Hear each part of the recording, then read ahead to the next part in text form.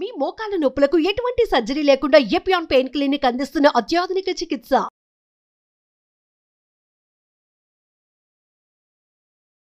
Welcome to Suman TV. నేను మీ Naveen. Diabetes వచ్చిన తర్వాత వాళ్ళలో బాడీలో ఎన్నో చేంజెస్ వస్తూ ఉంటాయి. సో అలాంటి వాళ్ళకి ఒకవేళ మోకాల నొప్పులు ఉన్నాయి అని అంటే వాళ్ళు టీకేఆర్ చేయించుకోవాలి. అంటే మోకాళ్ళ మార్పిడి చేయించుకోవాల్సిన పరిస్థితి వస్తే వాళ్ళు సర్జరీ చేయించుకోవచ్చా, చేయించుకోకూడదా? ఒకవేళ చేయించుకుంటే ఎలాంటి జాగ్రత్తలు తీసుకోవాలి? వీటి గురించి తెలుసుకుందాం. ప్రస్తుతం మనతో ప్రముఖ ఆర్థోపెడిక్ సర్జన్ కోటేశ్వర ప్రసాద్ గారు ఉన్నారు. Hi sir. నమస్తే సార్. నమస్తే అండి నవీన్ గారు. సార్, చాలా వరకు కూడా భయం సార్ ఇది. ఏంటంటే మాకు డయాబెటీస్ వచ్చింది, అమ్మో చిన్న పుండు అయితేనే మానడానికి చాలా రోజులు పడుతుంది, అట్లాంటిది సర్జరీకి వెళ్ళాలంటే భయపడతా ఉంటారు. సో అట్లాంటి వాళ్ళకి ఏం చెప్తారు సార్? ఫస్ట్ అవేర్నెస్ ఏం చేయాలంటారు? సో అదేంటి డయాబెటీస్ అనేది డయాబెటీస్ మధుమేహం అంటే అనేది it's a sweet disease. Okay. Sweet disease అంటే మనం ఎంత జాగ్రత్తగా చూసుకుంటే అంత జాగ్రత్తగా అది మనల్ని చూసుకుంటుంది. ఓకే. మనం ఎప్పుడైతే దాన్ని జాగ్రత్తగా చూసుకోమో అది కూడా మనల్ని అట్లా తినేస్తుంది. సో డయాబెటీస్ కంట్రోల్లో ఉన్నంత మటుకు డయాబెటీస్ అంటే HbA1c లెవెల్స్ చూసుకుంటాం and normal day to day life style చూసుకుంటాం. వెయిట్ పెరగకుండా at the same time HbA1c levels నార్మల్గా ఉండి వాళ్ళు కరెక్ట్ మంచి లైఫ్ స్టైల్ ఫాలో అయితే నిజానికి ఎటువంటి సర్జరీస్ వల్ల కూడా వాటికి ఎటువంటి ఇబ్బంది అవ్వదు. మీరు చెప్పే ఇంజురీస్ గాయాలు మానవు అనేది ఎక్స్ట్రీమ్లీ బాగా అన్కంట్రోల్డ్ డయాబెటీస్ ఉండే వాళ్ళకి మాత్రం అది కొంచెం మేము కూడా రిస్క్ ఫ్యాక్టర్స్ ఎక్స్ప్లెయిన్ చేస్తాం. ఎందుకంటే ఇక్కడ మనం ఫిజికల్గా చేస్తున్నాం కాబట్టి, ఎలెక్టివ్గా చేస్తున్నాం కాబట్టి డయాబెటిక్ పేషెంట్స్కి కొంత కాషన్ ఇస్తాం. బట్ అలా అని చెప్పి ఇప్పుడు మనం చేసే 100 మంది పేషెంట్లో 95 మందికి డయాబెటీస్ ఉంటుంది. లేని వాళ్ళు ఎవరు ఉంటారు? డయాబెటీస్, హైపర్ టెన్షన్, థైరాయిడ్ ఇవన్నీ కూడా కామన్ గా అందరికీ ఉంటున్నాయి. అవన్నీ కూడా దీనికి కాంట్రా ఇండికేషన్ కాదు, సర్జరీకి కాంట్రా ఇండికేషన్ కాదు. కాకపోతే కొంతమందికి కొన్ని చెప్పాను కదా, కంట్రోల్డ్ గా ఉన్నంత మటుకు ఓకే. అన్కంట్రోల్డ్ ఎప్పుడైతే ఉంటుందో అప్పుడు మనం కొంత కాషన్ తో వాళ్ళకి ఇది చేయటం జరుగుతుంది అన్నమాట. అంటే ఇప్పుడు సర్జరీ అయిన తర్వాత వాళ్ళకి నార్మల్ పర్సన్ కి వీళ్ళకి ఆ దెబ్బ మారడానికి అయ్యే ఏం డిఫరెన్స్ ఉండదు.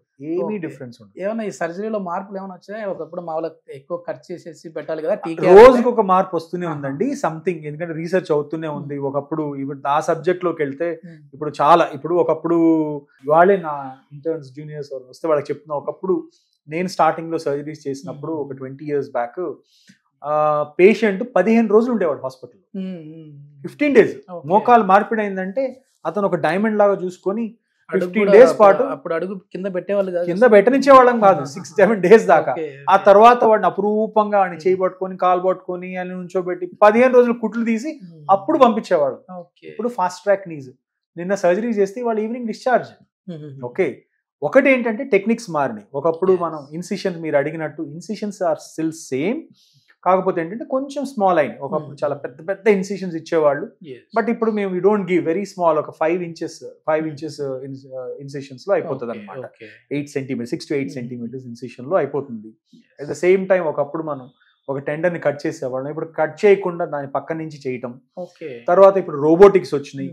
అలాగే ఏంటంటే కొన్ని అడ్వాన్సెస్ అనేవి డెఫినెట్ గా వచ్చినాయి. అందుకనే ఇవాళ అయితే నెక్స్ట్ డే హాస్పిటల్ నుంచి పేషెంట్ నడిచి వెళ్ళిపోతున్నారు కదా. నా ట్రాక్ రికార్డ్ ఏంటి అని అంటే పేషెంట్ కి సర్జరీ అయిన 5th to 6th hour లో నడిచారు. 5 నుంచి 6 గంటల్లోనే నడిపించేస్తాం. సో ఇది ఏంటంటే మంచి అనెస్థీషియా రావటం వల్ల, అనెస్థీషియా పెయినే కదా మెయిన్, నడవడానికి కారణం ఏంటి? పెయిన్. ఆ పెయిన్ మనం కంట్రోల్ చేసుకోగలిగితే లోకల్ గా మనం ఏంటంటే ఇప్పుడు స్పెషలైజ్డ్ అనెస్థీషియా ఇస్తున్నాం.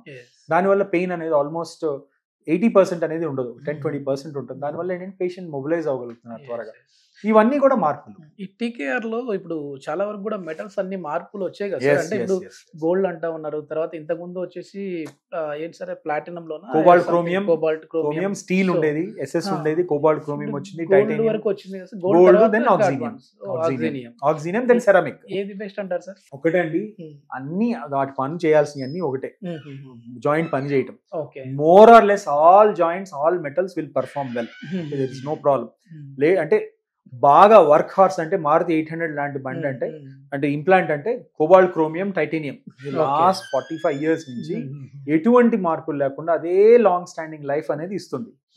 లాస్ట్ 5 to 7 years నుంచి కొత్తవి వచ్చినాయి. అంటే ఏమైనా ఇన్ఫెక్షన్ రేట్ తగ్గుతా ఉందా? రేషియో అనేది దేని వల్ల? Infection rate purely dependent on 2-3 things. ఒకటి వాళ్ళ personal immune system. Number 2 theatre environment. థియేటర్లో ఎట్లాంటి థియేటర్లో చేసింది, ఎక్కడ పడితే అక్కడ చేయకూడదండి. రీప్లేస్మెంట్స్ బిగ్గెస్ట్ మిస్టేక్ చేస్తున్నారు ఏంటి అని అంటే ఏదో 10,000 తక్కువైందని 20,000 తక్కువైందని ఎక్కడికో వెళ్ళిపోయి ఏదో చిన్న సెటప్స్ లో అది వెరీ డేంజరస్. ఓకే, నేను ఒకటే చెప్తాను పేషెంట్స్ కి, మీరు అసలు ఇంకొకటి కూడా చెప్తాను వినండి, ఏ ప్రొఫెషన్లోనూ ఏ పర్సన్ కూడా ఎక్కడికి వెళ్ళి బార్గెయిన్ చేయడు, ఓన్లీ మెడికల్ ప్రొఫెషన్ లోనే బార్గెయిన్ చేస్తారు. ఓ హోటల్కి వెళ్ళి మీరు ఇడ్లీ కొనుక్కున్నట్టు బార్గెయిన్ చేస్తారా? 10 రూపాయలు ఎందుకు 8 రూపాయలకి ఇవ్వచ్చు కదా. బట్టల దగ్గర చేసుకుంటారు మేబీ, అలానే ఇంకేదన్నా ఉంటాయి.